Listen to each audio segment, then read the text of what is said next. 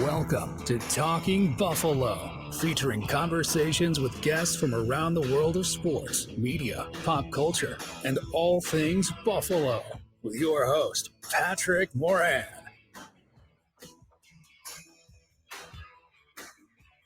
All right, well, that sucked. I don't even know any other way to say it. Thank you very much. If you are tuned in, we're taping this overnight Sunday, so it is Monday morning, hopefully, when you're listening to this. Pretty brave if you are a Buffalo Bills fan and still wanting content. The Buffalo Bills, the season has come to an abrupt, premature end, a 27-10 loss to the Cincinnati Bengals at home in a game that really never felt as close as the score may seem as well. I'm joined today by my buddy Joe from Queens. Let's start here, I guess. How you doing? I mean, it's a pretty standard question to start a podcast. I imagine how you're doing, but what's going on, man? I feel pretty numb about today's results, and I think we're burying a friend today with the Bills 2022 season done. This is like my eulogy to them, and we got our rundown. We're ready to rock. I mean, it was I got no time for small talk, Pat. Let's just get to it. Yeah, we got a lot of stuff to get into today, and not much of it, quite frankly, is good. Let me say this too, and I'm pretty sure you'll agree. I mean, if you don't, let me know. But for anything else, I want to give credit to Cincinnati, and I'm not even talking about the football team and how they played on Sunday. That was magnificent. But I'm talking about going back a couple weeks ago, of course, the Monday Night Football game with, the Damar Hamlin incident, and the way that the organization, the coaches, the players, and the fans of Cincinnati handled that. That hasn't been lost on me. And this has been this is a big game, a rivalry game, a playoff game. But at the end of the day, I still remember that fondly. So well wishes to Cincinnati. I said it a few weeks ago, and I meant it then, and I mean it now, that if the Buffalo Bills couldn't win it all, I certainly hope that the Cincinnati Bengals do. So like I said, before we get into some football stuff, I just hope people out there kind of remember that feeling that they had a couple weeks ago with the city of Cincinnati and their team and organization and their fans. You know what I'm saying? Yeah, well said. I really can't add anything else to that, but I agree with you. If you would have told me, that the Buffalo Bills would be manhandled and embarrassed, and let's make no mistake about it, that's exactly what happened today. That fans would be at Highmark Stadium, and there'd be 8 minutes left in the fourth quarter, and hoo-day sounds would be drowning out what's typically the most raucous crowd. One of them certainly in the NFL, and there was still, like I said, a half of quarter left. The Bills getting blown out. I would have told you that the Buffalo Bills must have turned the ball over 3 or 4 times. That wasn't the case. They didn't turn it. Well, they turned the ball over at the very end of the game with a minute left. That was just Josh down 3 scores, throwing the ball in the end zone. Nothing to lose at that point. When the game mattered, the Bills didn't turn the ball over. But ultimately, they still got blown out. I'll tell you. And by the way, so after the game, we're taping this really, really late on Sunday. Joe, you said something, but you went out for a couple beers with your boys. I'll tell you what I did. The game was over. I had dinner with my wife and my son, and I took a depression nap for 2 hours. That's literally what I did, man. Yeah, I feel like I'm in a dream right now. Like, this is like surreal. Like, this isn't real right now. Like, it's like the season's over. Sure. Like, we're not having football until September. Like real football, like that counts. And I'm just like, it wasn't supposed to happen. Like, I'm just thinking back to like months ago, and that's where I'm at. Like months ago, where we were like, hey, like they had this great start, they're gonna kick ass, and I definitely thought they were gonna win a Super Bowl this year, like a few different times, not like from like the day one, and now it's like it's vanished, it's gone, like it's over. I started comparing this year to last year, the way the season ended, and I'm over it. I think a lot easier and quicker this year. Last year, days several days. I didn't want to think about football. I didn't want to talk about football. But I don't know what it is right now. I think the Bills got smacked in the mouth so hard on Sunday that they lost to a team with a roster that 1 through 53, I think is just better. And certainly better coaching. Before we get started, Joe, and we're going to play the blame game to an extent, and trust me, there's plenty of it to go around. I'm going to begrudgingly admit something to you right now that I hate having to admit, but you've been saying this, you've been banging this drum for over 2 years now on this show, and I think you're 100% right. At the end of the day, home field advantage for the Buffalo Bills is not that big of a deal, and this is a team that is built, and it's obvious now, and especially after today, it's so obvious. This is a team that's built on speed and finesse. They are not a physical football team, whether we want to think they are or not. They're not.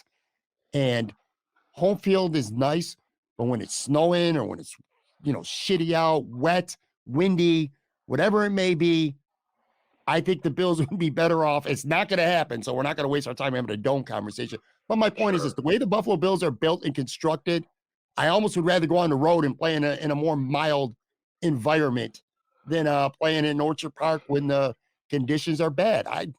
The snow wasn't that big of a deal, but again, a speed and finesse team, it slowed them down a little bit on Sunday.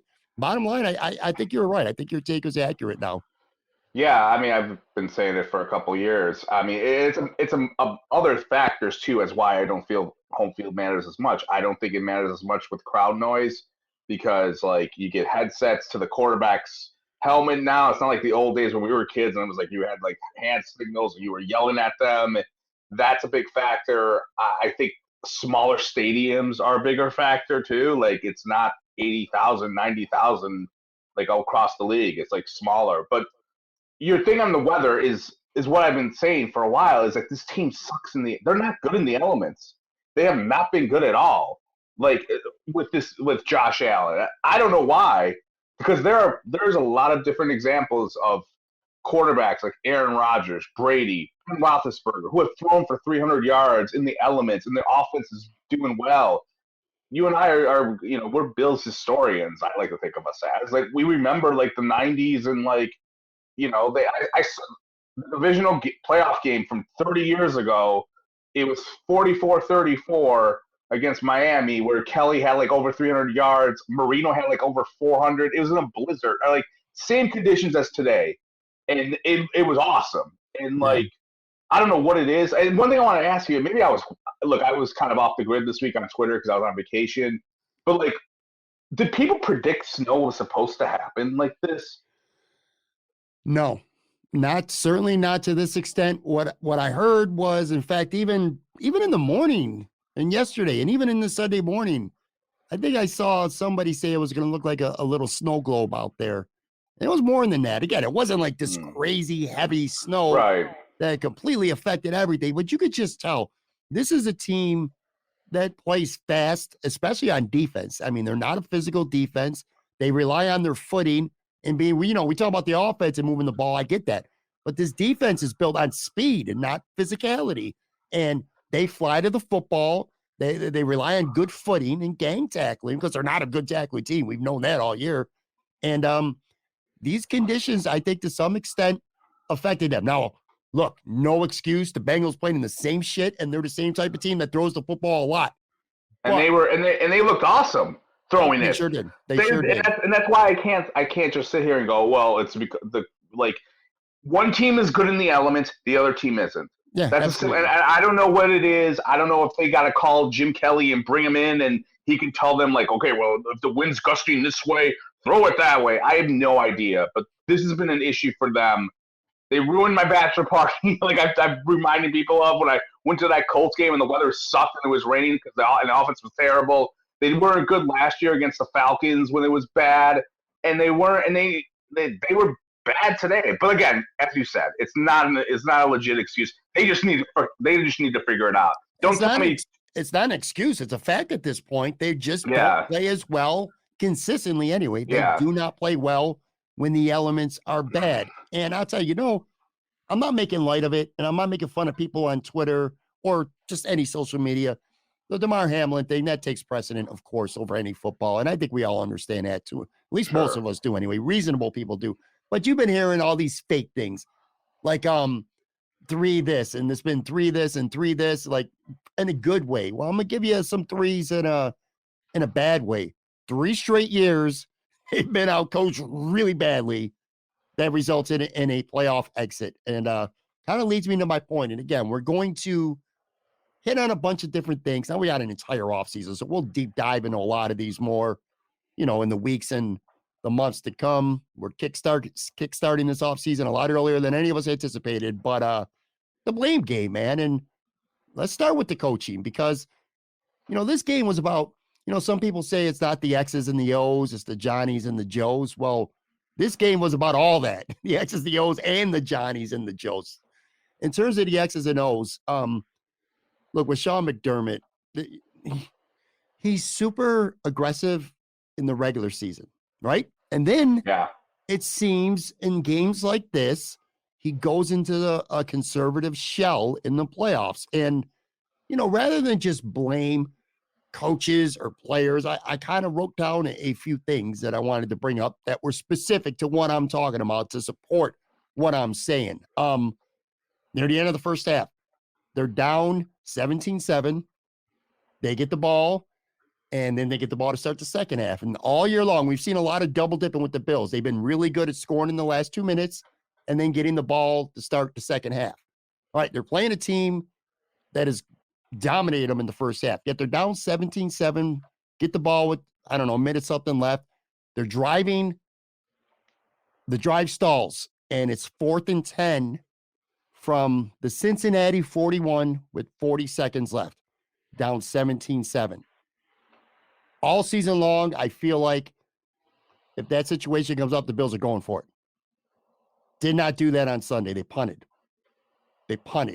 And maybe the math says the odds of getting 10 yards on 4th and down or 4th and 10 aren't great, maybe less than 50%.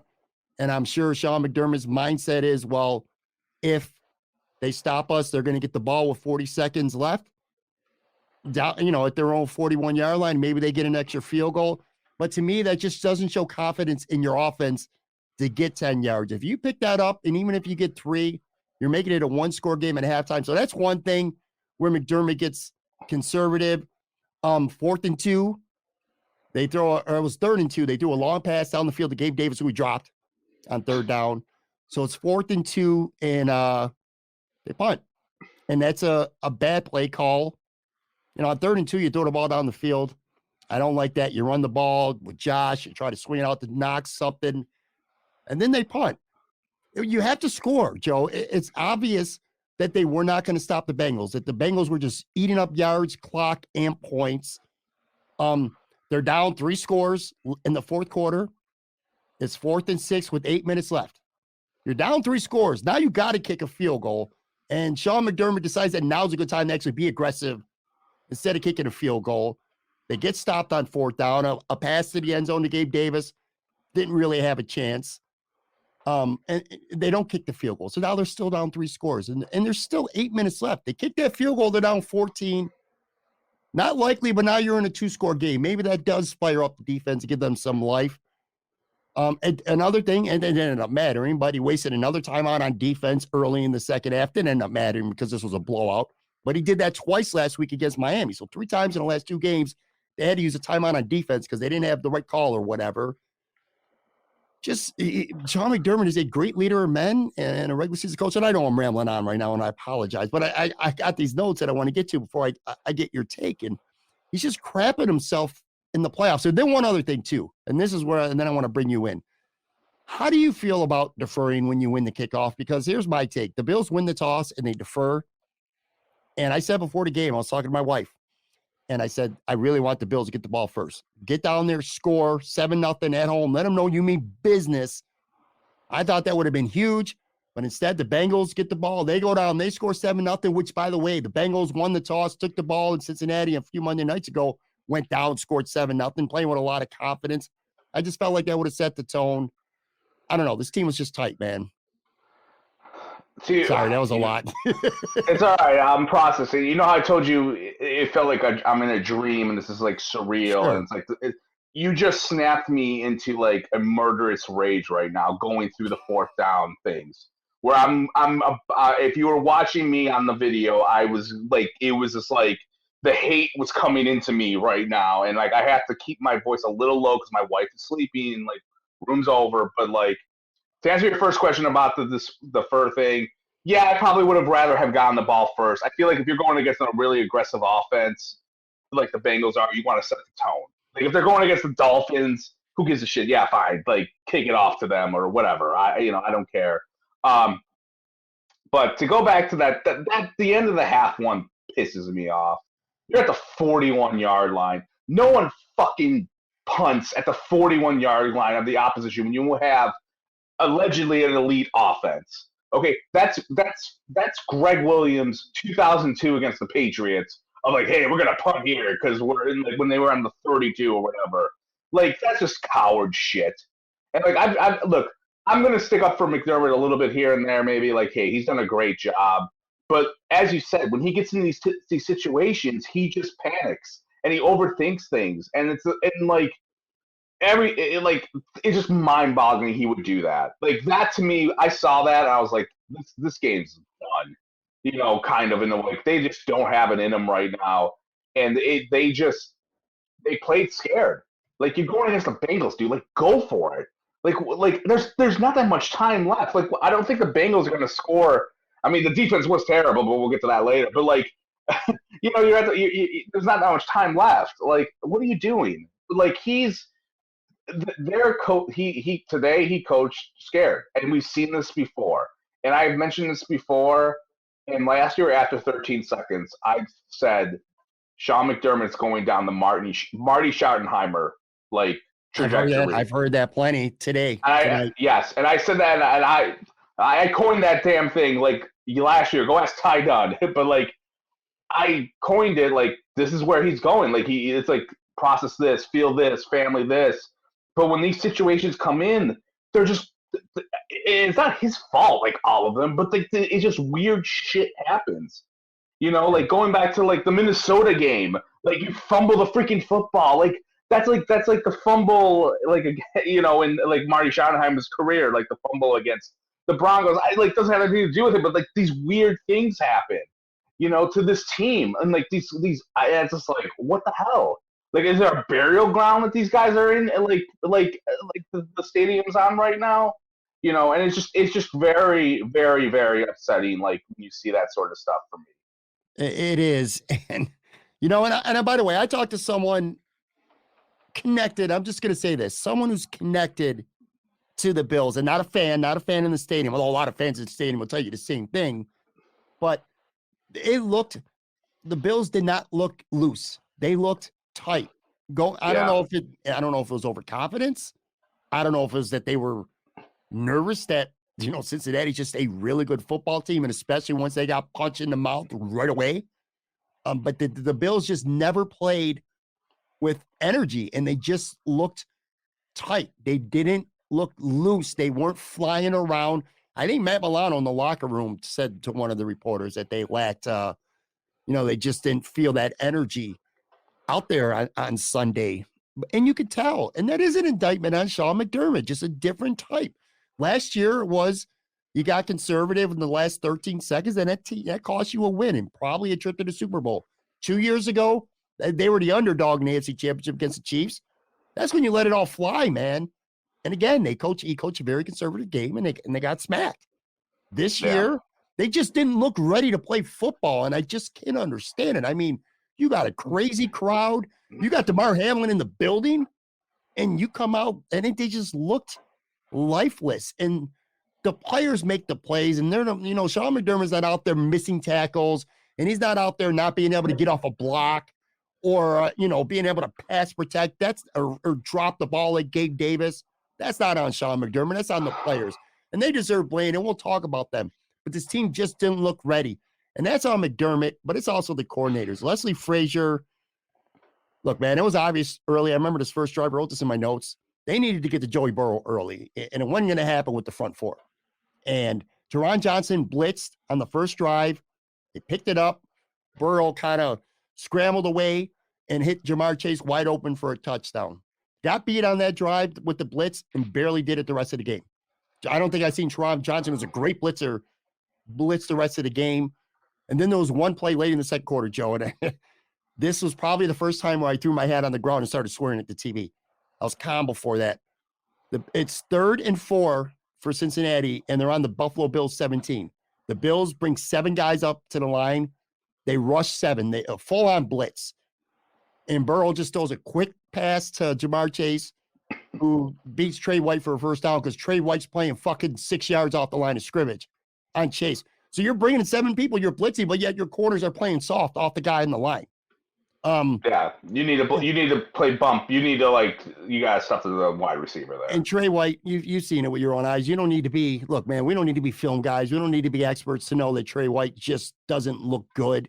And I put this on the coordinator too. At some point, you got to say, man, this guy ain't got it. And you get him out of there. And you go with Dane Jackson and you go with Kyrie Elam because Trey White was just not good. And I don't know. They just made no adjustments on defense. They stood there. They took it. All year long, it's been they start slow and then they figure things out and they play better. But the difference is, you don't have Mike White or Skylar Thompson on the other side. You got Joey Burrow, and you're just sitting there and you're not being aggressive. And last thing, and you want to hear a stat? Here's the stat of the day. This is a defense that is ranked in the top 5 in the regular season all the last 3 years. But they have now given up an average over the last 3 years in the playoff losses, an average of 36 points and 467 yards per game in 3 playoff exits. If there's one coach who might move on, and I don't think any will, but I think Leslie Frazier is probably the guy who maybe might mutually part ways. This is not good enough, man. Bad coaching today. Well, a few things. What have I told you for the last couple of years about the Bills defense? They're great against average quarterbacks. Yep. But when they go again, they're in the big games against like elite quarterbacks. It's a mixed bag. This proves you're right. You're right, and this is evidence. You're right. Yeah. I mean, even go to the Tua game like a couple weeks ago. Like they didn't look good against the Dolphins. Like not last week's game, but like they just have like these games where they're just not doing well against when they're and look. They will have that Kansas City game where, like, in the regular season, hey, they did okay, like they got a sack, but and I think it's a process of the league, which is you're in a passing league, man. Where like great defense, it's not about defense anymore. You could be the number 1 defense, but the offense is going to outscore you, and I think with the blitzing thing today, like. You said like they should have blitzed more. I saw people on Twitter who were saying like Joe Burrow is amazing against the blitz. So it's like, but like that's the thing. You got a fucking defensive line. It's all these high draft picks. They should get to him. And you have the thing was like going into this game, I really felt like I did not like this game at all for the Bills, and I talked myself into. All right, the offensive line for the Bengals is banged up. Me too. They can get to they got 4 guys. They can get to them. Like this is about the youth of Rousseau and Oliver, AJ, all these Boogie Basham, all these damn guys that they drafted, and there was nothing. I feel like it was a damn if you do, damn if you don't. They could have blitzed and Burrow was going to burn them. They could have ran 4 guys. Burrow was going to burn them. That's just how it was. Did you watch? I don't know if you had a chance last week to watch the Ravens-Cincinnati game. Did you get a chance to watch that? I watched parts of that game, yeah, when I was away. But well, yeah. I'm telling you now, and especially after Jonah Williams went out, the reason why the Ravens, who, by the way, should have won that football game, they didn't blitz. They were getting to Joey Burrow. They sacked him 4 times, and they did it with basically a 3-man rush because they were beating a depleted offensive line. The Buffalo Bills could not sniff him most of the day with 4. They had to blitz. I still don't think they blitzed enough. At some point, when you realize you cannot get to this guy with 4 and you have to blitz, take your hat off to the guy if he beat you. They just sat around. They played too much bend but don't break against a team that was not going to make mistakes on this day. And one thing I want to say real quick with Frazier, like McDermott, we're going back to him for a second. This is his defense. he's a defensive coach. I don't think he's giving, like, he may say, oh, I give Leslie Frazier carte blanche to do whatever he wants, but he's there. He's there in the meetings. It's still his defense. Yeah. So, like, he yes, Frazier, I don't know what's going to happen with him. I feel that they're going to probably keep him, obviously, but, like, it's just been, like, the same thing. And also, they rushed all over the Bills. Joe Mixon looked like freaking OJ out there today. You know what I mean? He talked a lot of shit during the week, and he was right. And he was right. They like, I've always said this. I'm not an X's and O's guy. Like, I can maybe a little bit here and there, but, like, I have always said, like, you want to beat the Bills, you got to spread the defense out, and you can rush on them because they're light up front. And if you get, like, you don't have, like, that third linebacker in. And then if you get the running game going against them, it's funny. I was watching the Eagles game last night, and I said to myself, if the Bills meet the Eagles in the Super Bowl, which is not going to happen, obviously, they would have gotten thrashed by the Eagles run game. Thrashed. It would have been a horrible matchup because if you could do both to the Bills defense, it's lights out, I feel. I don't disagree with you, but I almost feel like the Bills will invite you to run the ball and then give up field goals or, wait for you to make a mistake. But it's the lack of a pass rush. It's the lack of a pass rush that dooms them more than anything. Now, the coach who's getting the most shit, and I understand it to an extent, is Ken Dorsey, because I think fans know, like it or not, Sean McDermott ain't going nowhere. And I don't think Leslie Frazier is, unless maybe him and the team decided to mutually part ways or whatever. Sure. But Ken Dorsey's the guy, the punching bag, and he deserves it to an extent. And a couple things. This offense. No identity. Colin Cowherd, and I'm paraphrasing, but only slightly, said that the Bills' identity on offense is that Josh Allen's a great player. That's their identity. Josh Allen's going to make some great plays. Are they a balanced team? Who besides Diggs can you trust in the passing game? Are they a good running team? Well, they are once in a while, then they disappear. No consistency with these guys on offense. Josh Allen is a great player. Stephon Diggs is a great wide receiver. And then you got a bunch of guys who week from week can look good or they can look bad. Now, that's on kind of, like I said, that's on your coordinator. When it comes to Diggs, and we'll talk plenty about him in the coming weeks, including that post-game, I guess he was in a really pricky mood and left early. But anyway. I'd leave the early, too. Fuck them. I'd leave. You got to find ways. Dorsey needed to find ways to get, whether sliding him up in the slot, getting him more in motion. You didn't see any of that shit barely at all. What else do I? Oh, Singletary on the drive. I talked about them punting from the 41-yard line. I remember this. James Cook, who's a much better receiver, in my opinion, than Singletary. He's not out there. Singletary dropped the ball. Not a great throw. He got his hand out. He should have caught it on second down. Bills ended up punting on that drive. I hated that. The middle of the field, I thought, was there for the taking all day with Beasley, who looked like he was ready. He could have had a good game if they would have went to him more. I mean, he looked like he was primed to have a pretty big game. Dawson Knox caught some passes late, but they didn't use the middle of the field enough. And like I said, you just got to find ways to get Diggs the ball more. A lot of people calling for Ken Dorsey. Said, let me tell you something right now. He ain't going nowhere because Josh Allen handpicked this dude to be his coordinator, and they ain't firing him after 1 year. That's an organizational failure if they do that. My whole thing with Ken Dorsey is I feel like the offense is very basic. There's not, like you said, there's no motion. They can't get the ball to Diggs. It has been out of sync since the Green Bay game.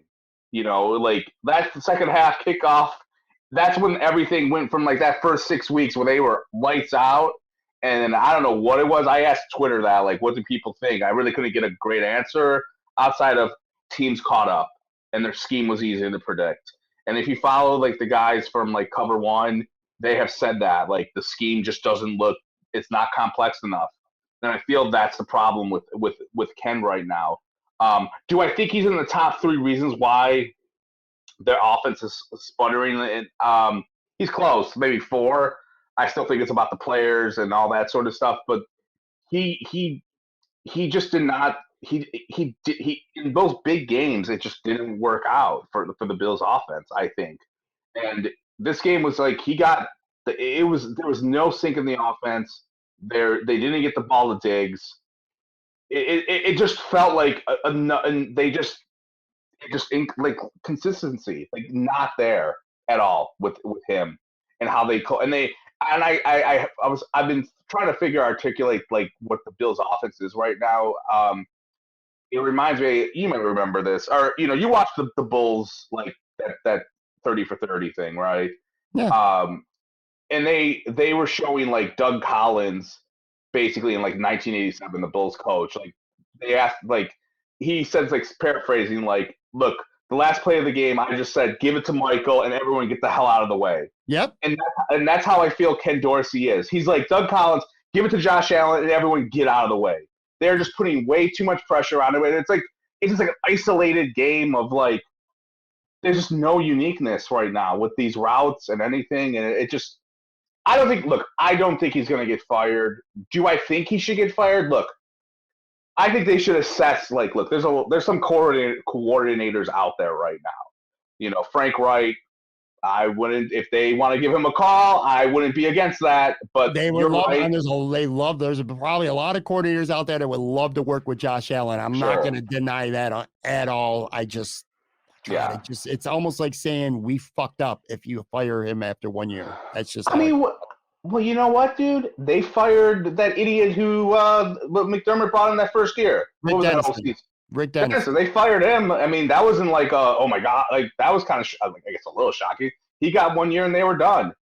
It happens. Look, coordinators get fired after 1 year, like on the job. The Vikings the Vikings just fired their defensive coordinator. I don't know how long he was there for, but like the head coach just started coaching this year there. Look, it's not like, I don't think it's.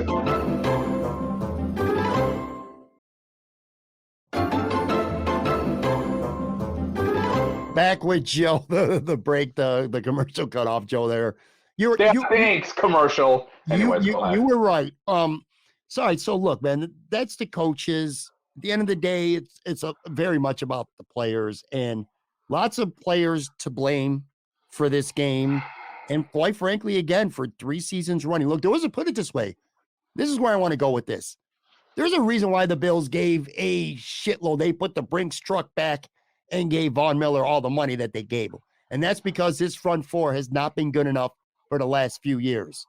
And if you want to take one biggest takeaway from this game, that's the case right now. This defensive line, bro, absolutely. I just Vince Russo you. I called you bro. Absolutely zero against the team down 3 starters on the offensive line. And 2 of these starters were hurt over the last 2 weeks. In fact, all 3 were hurt over the last 4 weeks. So it's not like a unit that's been a bunch of backups, but they've been playing together for a handful of weeks. These are guys who have got to get thrown into the starting lineup. You're at home. And the defensive line, MIA. You always bust balls about the film guys, whether it's the Cover One guys or Joe B, whoever it may be, guys who break down film and analyze stuff. I'm going to tell you right now, I will be with you for once, because if anyone out there who breaks down film and gives me any fancy analysis, tries to tell me that Ed Oliver was anything but trash in this game and in both playoff games this year, I'm going to say you're nuts. And ditto, Greg Rizzo had himself a really good season. I don't know. I know he was injured and then he came back. I don't know if it's that or he hit a wall in year 2 or whatever. But Ed Oliver, Greg Rizzo, absolutely zero in the playoffs, and especially against the Bengals. DaQuan Jones was out. That hurt them a little bit.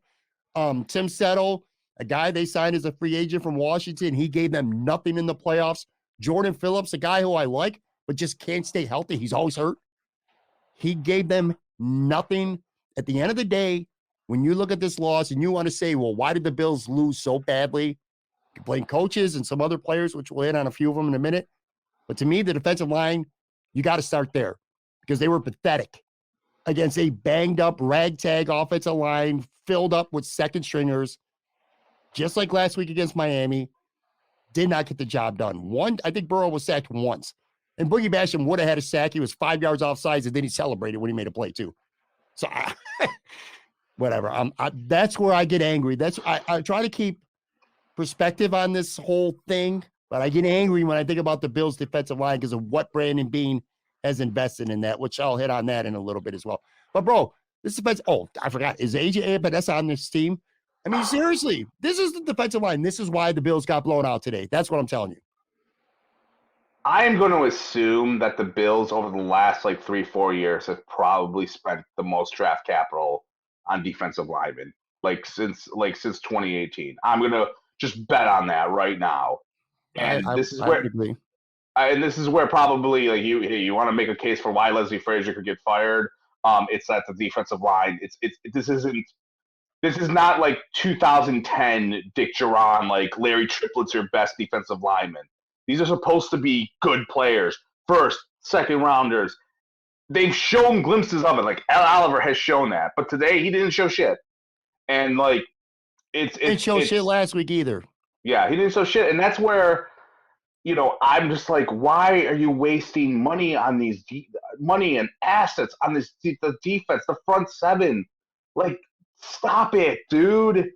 The Bills would probably have won the Super Bowl in 2008 with this roster because at that time, complementary football mattered. You had to tackle. You didn't get these late hits. It was a different era then.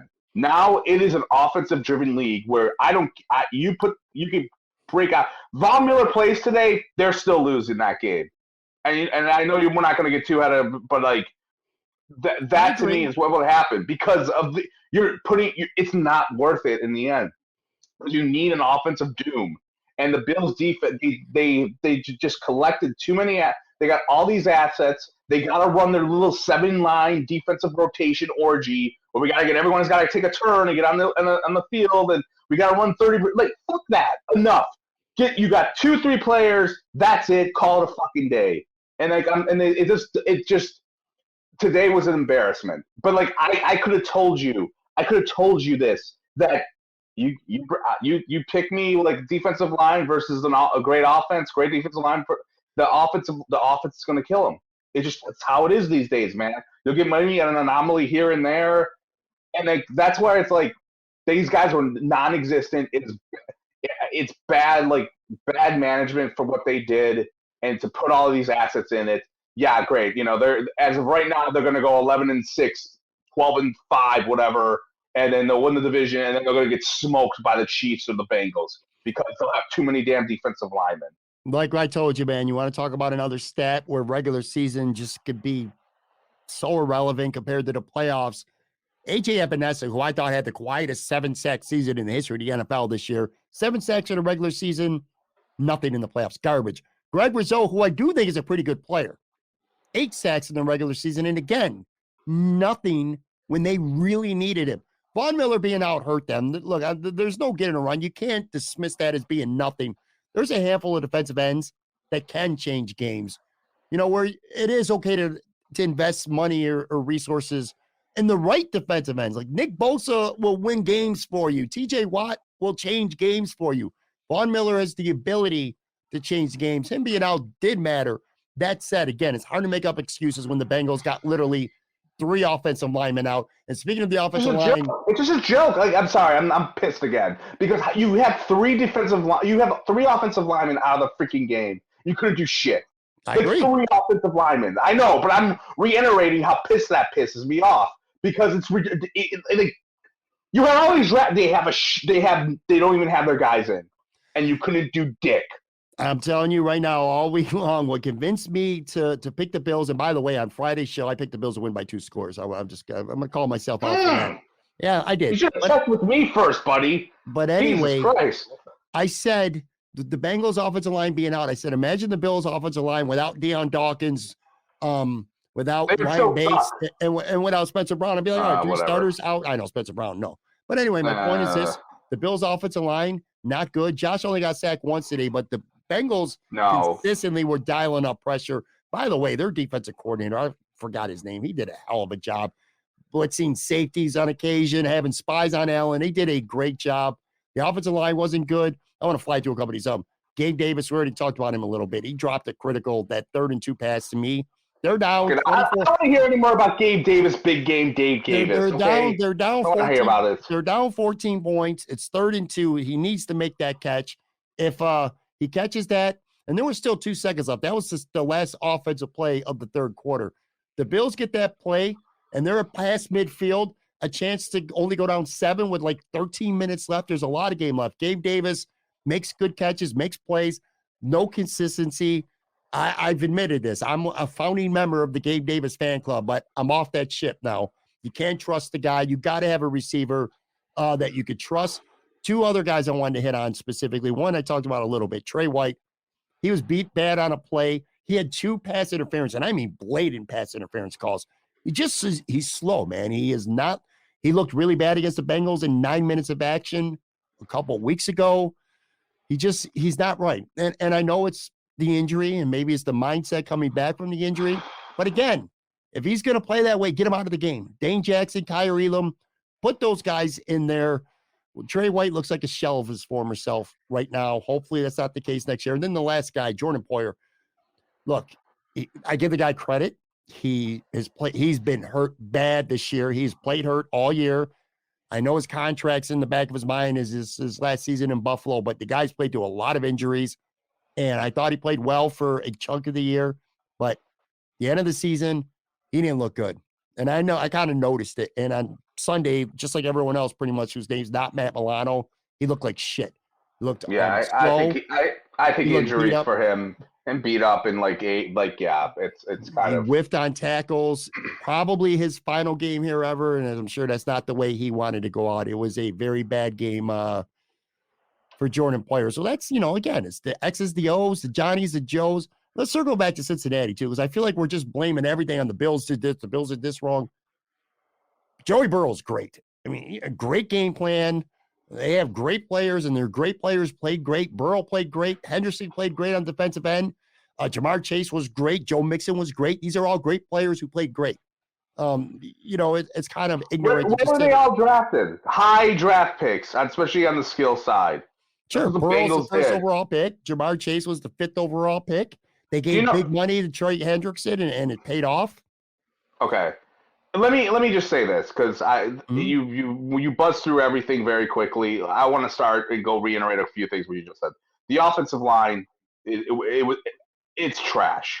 I think the last month of last season was the worst thing that could happen to the 2022 Bills, because up until probably I don't know, whatever, up until December of last year, the offensive line was a disaster last year. It was a disaster. You and I would come on this podcast. We would complain about it. I will still remember when Jacksonville's Josh Allen killed Buffalo's Josh Allen in that one game where the offensive line was terrible. And then they retooled a couple guys, and and then they got a little bit better. It was basically the freaking band on the Titanic. We're going to rearrange the deck a little bit. This whole year, the offensive line stink. Deion Dawkins, I think, is taking a step back this year. He gets you get a bull rush on that guy, and he can't cover that edge. Spencer Brown sucks. He's John Miller as far as I'm concerned. A guy who this guy he's not barfing on himself as a rookie, but then once he's playing more, he's barfing on himself. And the Bills have not addressed wide receiver. They haven't addressed offensive line in a while. I was thinking about this, dude. Do you know the last time that the Bills signed an offensive player via free agency to more than a 1-year contract? It was 2019. 2019, the free agent class of Mitch Morris, Cole Beasley, John Brown. That was the last time they signed offensive free agents, to more than a 1-year prove-it deal. 1 year you suck, and maybe you want to go off into the sunset. That is ridiculous. And this is what you get right now. You got an offensive line that has regressed, where your best offensive lineman is maybe it's Mitch Morris. He could be done soon. He is in the twilight of his career. He's going to get concussions. It's sad, obviously. And then you have a bunch of other dudes. And then wide receiver, they haven't drafted a wide receiver in the first 3 rounds of the draft since Zay Jones. And if you want to go to the first, and then before that was Sammy Watkins. What the fuck are you doing, man? And I got to rely on Gabe Davis. That's the other thing, too. Your boy had, one great game last year, and everyone was like, he's Mike – he's Mike Evans 2.0. No, he's not fucking Mike. He's Don Beebe. where he has one great game, he catches a bunch of bombs here and there, and then he disappears because he can't catch contested throws. Fuck this. I'm just fucking like, what the fuck? Like, this is an offensive league, and they're not doing that. And they're not. I know that you could go back and go, but they were second in scoring. Yeah, but you know what? When they go against really good teams, they have really good offenses, it fucking doesn't work. This is the fourth playoff year in a row that they played a team with a legit offense. Like, the Texans were good. You know, Deshaun Watson was the man then, and they couldn't outscore them. And they're like, oh, we got to go back. We got to build defense. We're going to make Josh Allen he's got to make John Paxton look good. Like, it's bullshit. I'm sick of this shit. Now I'm pissed off. Fucking, I knew I should have went to bed, made love to my wife, and now this crap happens where you got to remind me how, like, this is terrible. Like, it's not terrible. It shouldn't be terrible. Oh, my God. It's just, like, the offense, this is things I've been saying. Go fucking play the tape from last year after 13 seconds. I said, build an offensive doom. Build one. No, they go on and get Von Miller, and yeah, he was great, but now he's got ACL injury. He's out. Who knows when he's coming back? He's 33. And then they go, let's go sign Tim Settle. What's he got, a 5-year deal probably? But no, the Bills, what's their big offensive move? Oh, we're going to go and sign Channing Crowder, who plays like 3 games. And then we're going to bring back Cole Beasley. I'm done. It's fucking bullshit.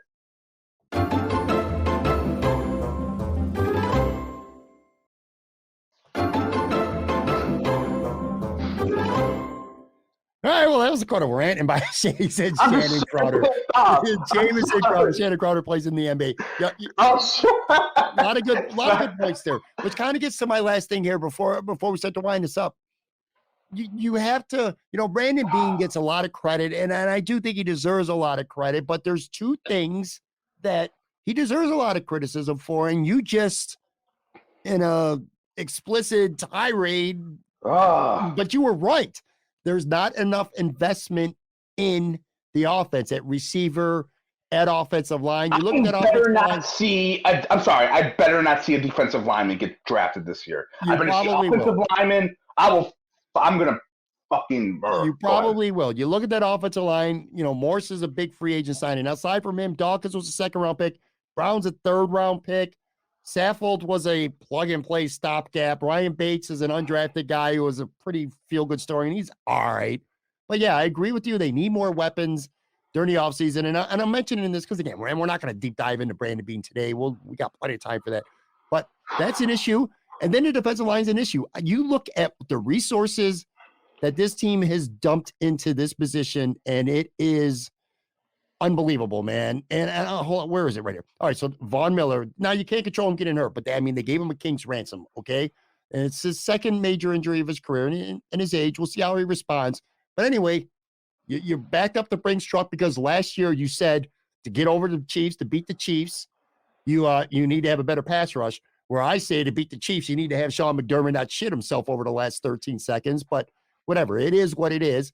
Aside from that, Ed Oliver, 1st-round pick. Greg Rizzo, 1st-round pick.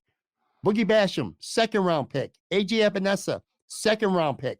They brought back Shaq Lawson, who was a former 1st-round pick.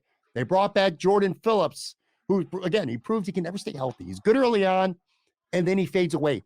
All these draft capital resources on guys who just aren't getting it done when it matters most. They even drafted Tremaine Edmonds' replacement last year in the 3rd round. I don't even know. I forgot his name. Terrell Bernard. I don't think he's his replacement, but yeah. But whatever. He's a linebacker. They can put him in there. But, like, I'm just saying, like, they just care about defense there, man. They're telling Josh Allen, like, again, it's like 1987 Bulls, Michael Jordan, and he's got, like, go do it yourself, buddy, because we got to invest in this sort of shit. And I'm sorry. I know, like, someone's probably saying, well, they were 13-3. Like, look, man, like, I'm not in this race for the Bills to finish, like, to win a division and then lose in the 2nd round or whatever. I don't get off on, like, hanging out with people to watch Bills games or going to games. Like, it's great, but, like, they made a t-shirt like One Before You Die, which is about, like, winning a title. It wasn't, 3 playoff appearances before you die. It's not like, oh, hey, I want to go and get my Instagram 5 minutes of fame before I die on Bill's Twitter or whatever the fuck. I'm here to win. You know what I mean? That's what I'm here for. So, like, if someone hears this and go, oh, you're being really negative, and, like, I'm pissed. This is a bullshit game today. This is, and, like, I don't know what's going to happen next year. Josh Allen's fucking contract comes into play now. They don't have really that much of their skill set in the offense. It's just like they don't have like that. What, they got 2 wide receivers signed on the roster right now for next year. But at least we got 10 defensive linemen. Like, thank God for that. Like, we don't have enough of those. Like, let's just bring back Kyle Williams. Why don't we sign him? Bring him back too. Right. These are just obvious things. Like, I hate to be like, I told you so, but like, we talked about this last year. Like, just the lack. You scored 10 points, man, against the Bengals.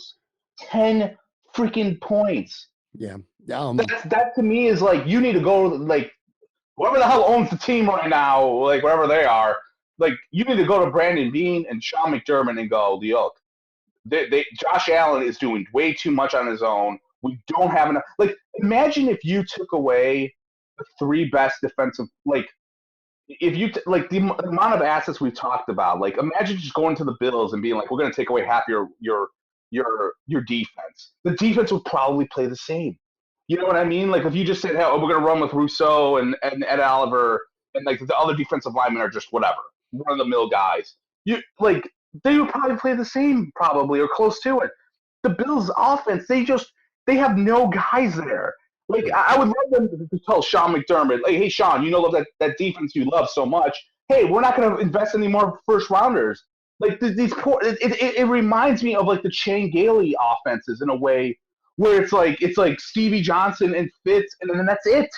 Where it's like, oh, we got David Nelson, we got Scott Chandler. Go make chicken soup out of chicken salad, or whatever the fuck it's called. Well, like, that's it. I don't know. Sorry. Go ahead. Again, major decisions coming up in the offseason. We're not ready to tackle the ad. I don't want to get in. We don't have time to get in that today. Right now, damn it. Just get some offensive guys next year. Listen. Sorry, go ahead. So, Jordan Poyer's a free agent. You can say goodbye to him. He's going somewhere else. If he didn't get paid this year, he's not going to get paid during the offseason. Tremaine Edmonds is the big one. They're going to have a big decision to make. We got plenty of time to talk about him. Singletary likely gone, and then a bunch of second and third tier guys don't really care much about. Last point here that I saw something today, and again, we'll deep dive into this more later on, but at least want your initial thoughts when hearing this. I saw this tweet from yards per pass. Pretty good guy on Twitter, man. He has some good takes, man. He said this. I want to make sure I read this right. He goes, my fear is that Josh Allen becomes the Phil Rivers to Mahomes and Burrow being Manning and Brady. I tell you right now, the way the Bills look in the playoffs, when they get to the playoffs, and the way they're coached, and the way this roster is constructed, that's not a terribly inaccurate take based on these last 3 years. 3 prime years of Josh Allen, 1 championship appearance. Meanwhile, Joe Burrow's going to a championship game for the 2nd straight year, and Patrick Mahomes has been to the AFC Championship all 5 years as a starter. So that tweet has some merit, man. And who was Philip Rivers' first NFL coach? Marty Schottenheimer. Yeah, well. It's just, I mean, I'm just saying, like, we talked about, like, yeah, that could be, like, their combo right now. But, look, I don't know if this is a good thing for them. Like, you know, it's the first time they really, you know, when they got handled in the AFC Championship game, it was all gravy. Like, hey, they made a run. Josh Allen's here to stay. Great. Last year was kind of like the unfinished business when they lost to the Chiefs. Like, they should have won, and it was just like a stupid choke job, whatever. This year was an ass kicking. And like, they have not had this in the playoffs really, where the expectations were this high and it just died. And like, I'm hoping they cannot run it back next year. Like, we've talked about that. They cannot run it back, especially on offense. They cannot run it back. And they just can't. They got to add some new guys, like legit guys, not fucking Crowder or Emmanuel Sanders for 1 year, and whichever offensive lineman gets cut that was a Pro Bowler 5 years ago. Like, they need it's over. I do not want to see any 90 or 50 jerseys coming into that. Like, into that stadium. Man. I agree. And like I said, we're going to unfortunately have plenty of weeks to talk about what they should and hopefully will do in the offseason. And we'll get to that in the coming weeks and episodes of this show. Last thing, man, I really thought last year, was their best chance to get to the Super Bowl at the time. I'm like, they had a team beat, 13 seconds left. They would have had the Bengals at home, who had never been to the Super Bowl before. I can't believe you still think the Bengals would have beat them last year. I don't know. Come on, dude. They just got their asses handed to them to the same team. Maybe so, maybe not. I don't know, but we'll never know. But here's the deal. This year was set up perfect, man. You had the Miami Dolphins come here with a third-string quarterback and half their team was injured. And then you have the Cincinnati Bengals come here instead of going to Cincinnati, which if that DeMar Hamlin incident probably happens, or if it doesn't happen, they probably end up at Cincinnati. But they come to Buffalo, -3 linemen. And then if you win this game, you got Mahomes' hobbled ass ankle on a neutral site, and they blew it. So, again, is the window open? Sure, it's open because Josh Allen is the quarterback and things, he is capable of winning games. And you can't count Josh Allen out, but so the window's not shut, but I feel like these last 2 years, I don't know that you're going to get better chances. Now, that's not to say they can't go to the Super Bowl next year or whatever with some changes, but these last 2 years have been missed opportunities. And this year, 13-3, I don't give a shit about that. You did not get past the divisional round just like last year. To me, this season was a failure. Yeah, it was a failure. I mean, I'm sorry, it was a failure. Maybe you could find some individuals who came out of nowhere and you could be like, well, they were a little bit better. But yeah, as I said, I'm not in this. I'm not in this to just have a one round exit and get off on like other things about the Bills. Like I'm in it. I want to watch those games and then like hope they win and then go on with my life because I'm not. These other things, they just don't do it for me. Maybe I have a different part of my life, but no, they. And I'll just say this: I know you're playing the music though. Sorry, but. If they don't go past like the division, if they don't get to the AFC Championship game next year, I think heads are going to roll, like in the front office and even the head coach, if they don't do that next year. Agreed. And we'll see I don't know if heads are going to roll, but we'll see what changes are going to come. And obviously, like I said, in the coming episodes and weeks here of the podcast, we'll talk plenty about it. Make sure you follow Joe on Twitter at Buffalo Wins. A tough thing to talk about, a very premature ending. I came into this very chill. Like I was very chill, and then like I just went off, and it's just like I said, it's just a shitty game. Like it just. We'll see. We will see on Tuesday. I'll have Joe Yurda with me for our regular chat. We'll see if Joe's a little more calm, cool, and collected than Joe and myself were. Yeah, I wish you didn't call me to go on this podcast tonight. You should have went with someone else. Talk to you guys tomorrow.